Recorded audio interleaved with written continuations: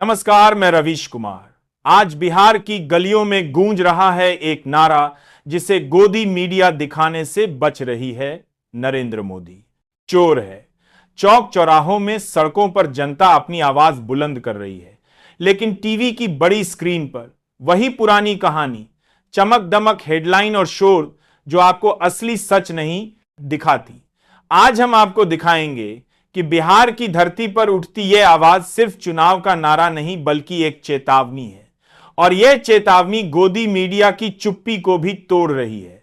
राहुल गांधी की यात्रा में भीड़ उमड़ रही है। यह भीड़ महज भीड़ नहीं है बल्कि एक सिर्फ बाती को बड़ी बड़ी गोदी मीडिया की बेचैनी की आवाज है। यही बेचैनी है जिसने भाजपा की नींद उड़ा दी है। राहुल गांधी और तेजस्वी यादव जिस आक्रामक तेवर में वोट चोरी पर हमला कर रहे हैं, उसने बिहार की राजनीति का तापमान और बढ़ा दिया। राहुल गांधी साफ कह रहे हैं, यह देश भारत माता है, यह संविधान भारत माता का संविधान है। अंबेडकर, गांधी, नेहरू और पटेल की मेहनत से बना यह संविधान 3000 साल पुरानी उस आवाज को संभाले हुए है जिसे हिंदुस्तान की आत्मा कहा जाता है। और जब वोट चोरी होती है तो हमला सिर्फ वोट पर नहीं होता, हमला इसी आत्मा पर होता है, हमला भारत माता पर होता है। इलेक्शन कमीशन को भी साफ संदेश है, अगर आपने अपना काम नहीं किया तो कार्यवाही होगी।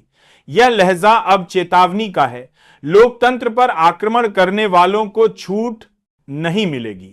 यात्रा के पहले ही दिन कांग्रेस, राजद, वीआईपी और भाजपा माले की साझा ताकत ने पटना से दिल्ली तक गूंज पैदा कर दी। राहुल और तेजस्वी की जोड़ी बिहार में नरेंद्र मोदी की चमक को चुनौती दे रही है। यह यात्रा सिर्फ एक जुलूस नहीं है, यह भरोसे की वापसी की मांग है। प्रियंका गांधी ने कहा है कि लोकतंत्र में जनता का सबसे बड़ा अधिकार है वोट का अधिकार।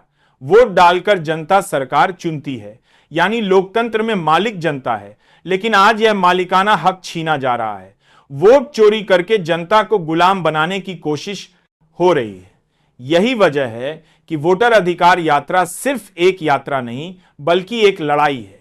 वोट चोरी बंद होने तक यह लड़ाई जारी रहेगी। राहुल गांधी साफ कह रहे हैं कि अब यह चोरी बर्दाश्त नहीं होगी, और जो इलेक्शन कमीशन कर रहा है वह पूरे देश को मालूम है।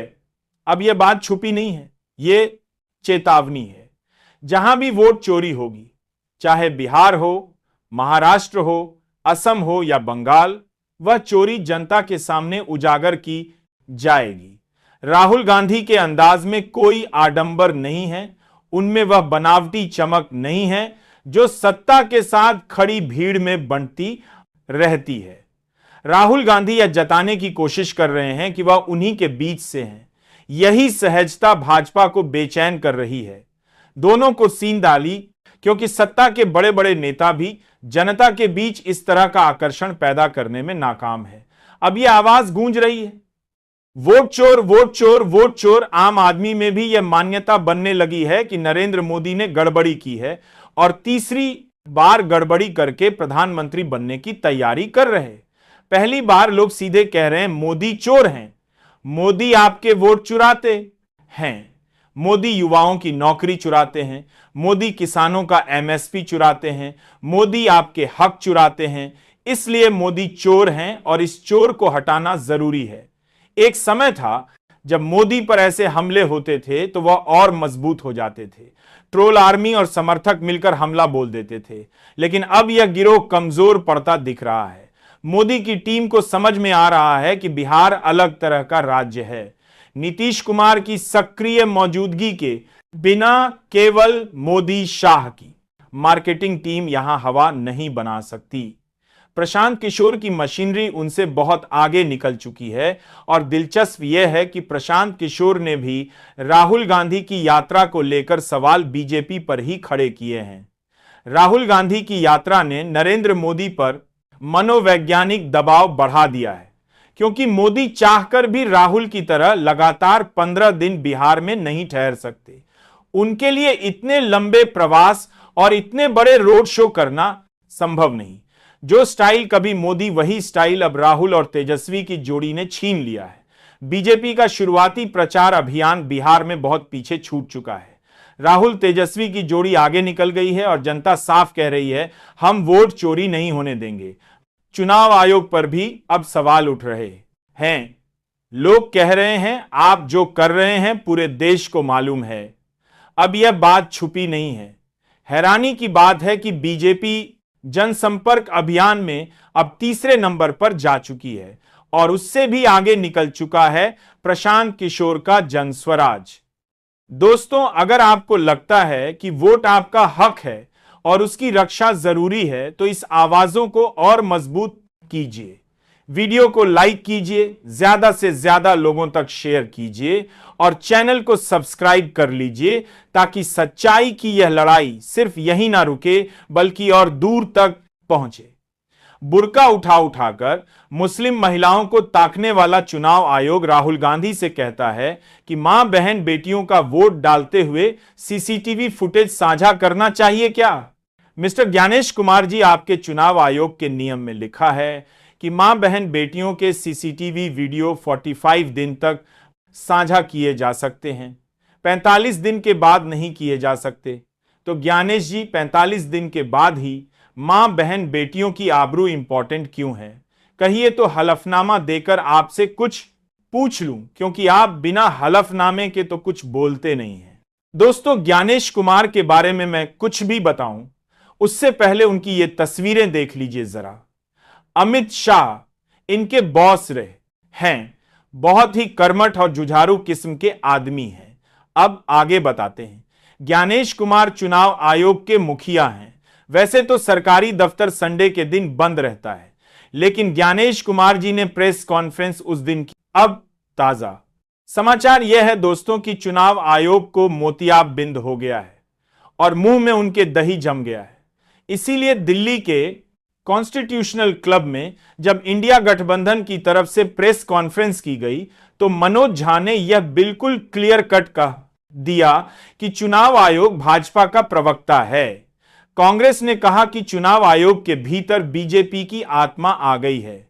दोस्तों, मैं बड़ा बेसिक सा सवाल पूछता हूं और आपसे बेहतर, जी हां, जो वीडियो आप ये देख रहे हैं ना, आप लोगों से बेहतर इस बात का जवाब कोई दे ही नहीं सकता।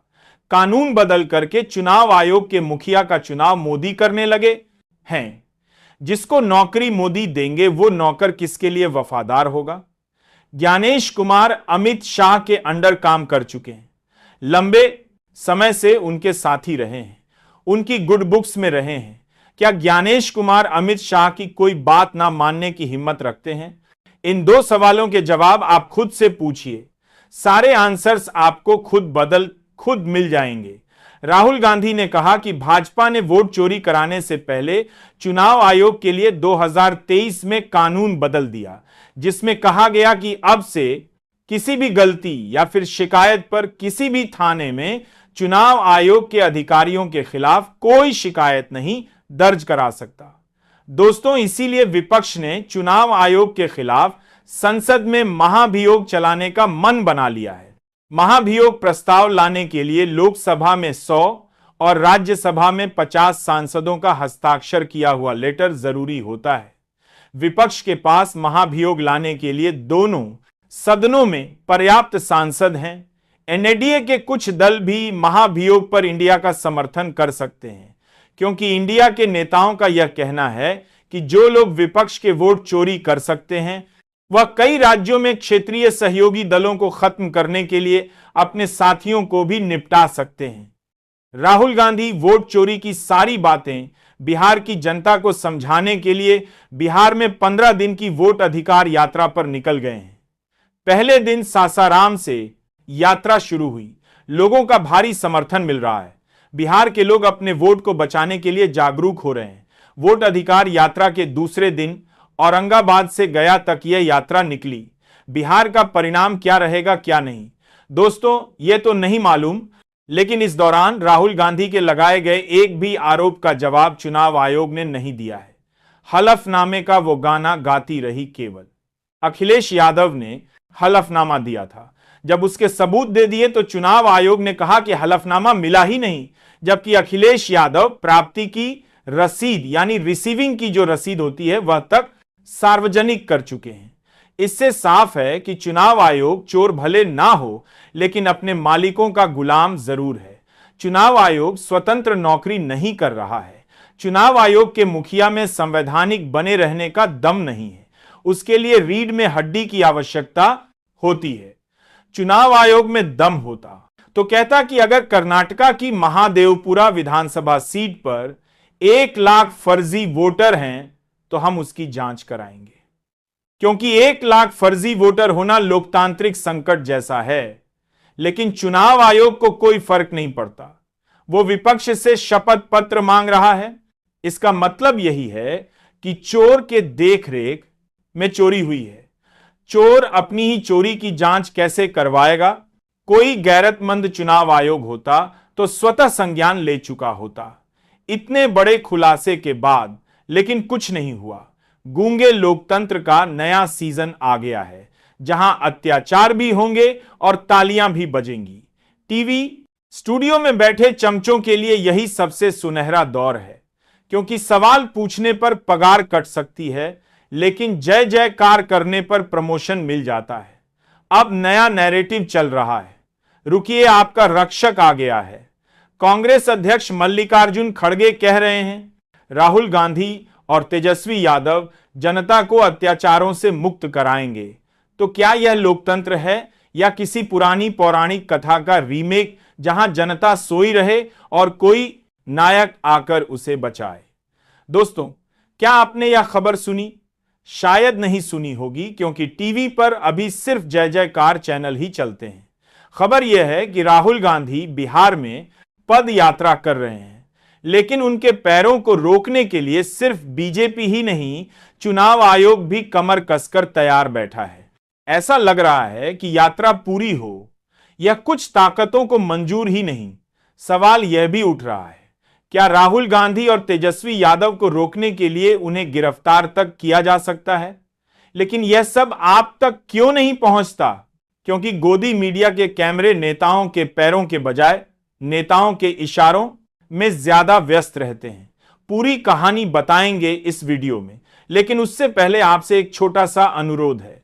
अगर आपने अभी तक इस वीडियो को लाइक नहीं किया है तो कर दीजिए, शेयर कीजिए अपने दोस्तों और परिवार के साथ, ताकि यह बातें सिर्फ टीवी स्टूडियो की तालियों में दब ना जाएं। और हां, कमेंट करके जरूर बताइए आप हमें भारत के किस शहर या राज्य से देख रहे हैं। कम से कम हमें तो आपकी आवाज सुनाई दे, क्योंकि सत्ता और गोदी मीडिया तो बहरे ही बने हुए हैं। राहुल गांधी बिहार की धरती से कह रहे हैं देश में चुनाव हो ही नहीं रहे, चुनाव की जगह चोरी हो रही है। विधानसभा हो या लोकसभा, जहां भी वोट पड़ते हैं वहां नतीजे पहले से लिखे हुए आते हैं, और अब भाजपा के लोग बिहार में एसआईआर करके वोट चोरी करना चाहते हैं। राहुल गांधी कह रहे हैं बिहार वालों, इस बार कान खोलकर सुन लो, केंचुआ हो या अजगर, हम वोट की चोरी नहीं होने देंगे। यह संविधान बचाने की लड़ाई है। उनका आरोप है जहां भी चुनाव होता है भाजपा और आरएसएस जीत जाते हैं। ओपिनियन पोल कुछ और कहते हैं और नतीजे कुछ और आते हैं। लोकसभा चुनाव में महाराष्ट्र में उनकी पार्टी क्लीन स्वीप कर रही थी, लेकिन 4 महीने